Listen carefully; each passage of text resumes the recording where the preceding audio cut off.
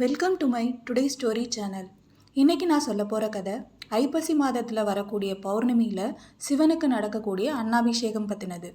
சிவலிங்கத்தை அன்னத்தினால் முழுமையாக மூடி ஆராதனைகள் செய்கிறத தான் அன்னாபிஷேகம்னு சொல்கிறோம். இதை ஏன் ஐப்பசி மாத பௌர்ணமியில் மட்டும் செய்கிறாங்க? மற்ற மாதங்களில் செய்யலாமே. ஐப்பசி மாத பௌர்ணமிக்குன்னு ஒரு தனி சிறப்பு இருக்குங்க. அன்னைக்கு சந்திரன் தன்னோட சாபம் முழுமையாக தீர்ந்து 16 கலைகளோட முழு பொலிவோட திகழ்கிறாரு. அது என்ன சாபம்?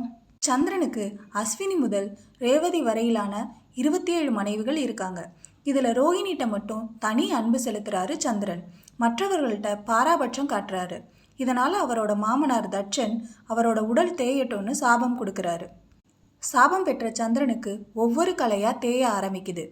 அவர் மிகவும் வருந்தி கெஞ்சுறதுனால தட்சன் திங்களூரில் இருக்கிற சிவனை போய் பூஜித்தா சாப விமோச்சனம் கிடைக்கும்னு சொல்கிறாரு.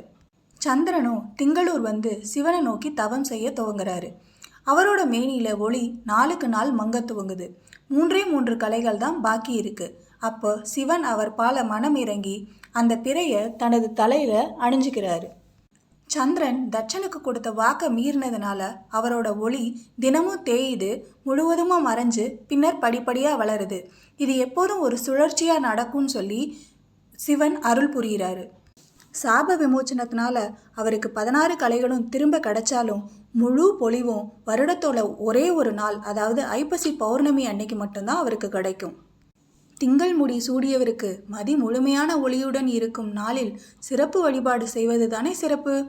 ஆன்மீக ரீதியாக மட்டும் இல்லைங்க, அறிவியல் ரீதியாகவும் இதுக்கு ஆதாரம் இருக்குது.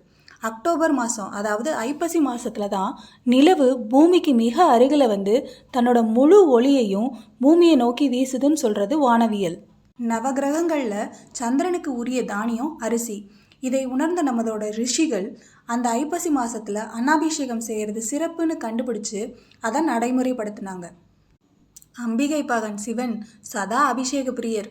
அதனால் அவருக்கு 11 வகையான பொருட்களால் அபிஷேகம் செய்கிறது வழக்கம்.